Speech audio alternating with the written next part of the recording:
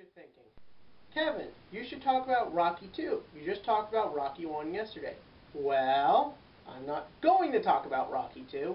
I am going to talk about another Stallone film, a superhero film, actually. Correct, many people in today's world don't know this. Stallone starred in the first big screen adaptation of British superhero, well, not superhero, more like cop who shoots things, so it's perfectly up Stallone's alley, Judge Dredd. Judge Dredd begins in a world of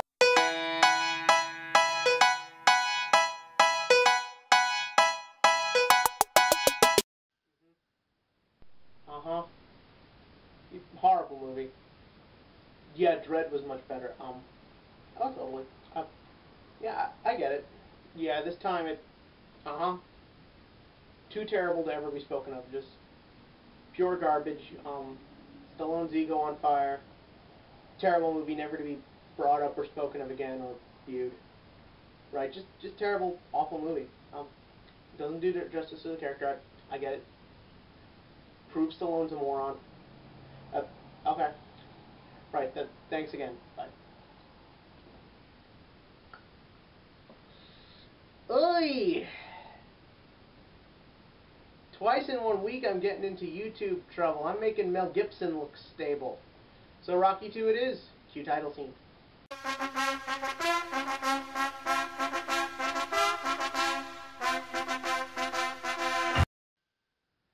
One of the biggest complaints of the movie-going audience today is that everything is either a big sequel, comic book-based movie, or just a big part of a franchise. Many people wish for the older days where every film was original and everything that came out was new and exciting. I don't know when those days were because, let's face it, sequels litter Hollywood. From superhero sequels to dramedy sequels to whatever other genres are there. I only really just care about those two. But that didn't stop a certain sequel from becoming a huge hit. Rocky 2! After the success of Rocky 1, it was time for the big dog to return to the big screen. And how does he do in this one? Not as good. It's not. It's a good movie. It's a great film. It's exciting.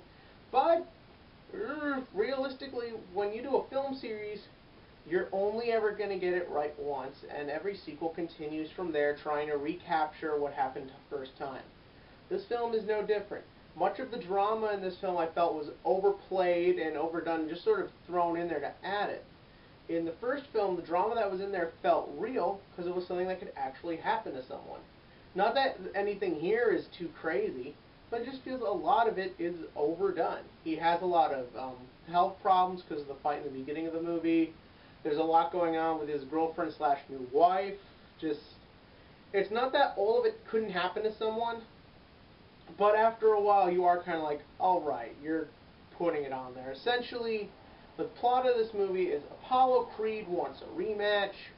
Rocky doesn't want to do a rematch because of all the damage done to him from the first fight. And the thing is, most of the movie is him sort of denying it. Not wanting to fight, wanting to move forward, and seeing how that doesn't work. And honestly, a part of me kind of felt when it did come time for him to fight, it was just like, okay, hurry up, we gotta get to this. It's not to say it isn't exciting, the fight. I actually kind of like this fight a bit better, honestly. Because in the first Rocky film, it's sort of, it's excellent, it's exciting, but you kind of feel like maybe it's rushed in a couple points. Here it was a bit different because they're using the fight to show certain points. The rivalry between two men, the power of resilience, and the fighting spirit. So I felt like here it was a bit more organized. That doesn't discredit the last film's fight. The last film's fight is still epically amazing. But this fight I felt had a bit more to it. It didn't just feel like two men wailing on each other.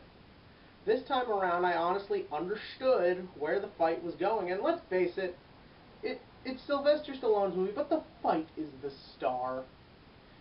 Movies like this, people always think, oh, it's the big name that promotes it. No. The point of Rocky movies is seeing two guys punch the heck out of each other. And this film does that well. It really does. Like I said, the drama is a little overplayed.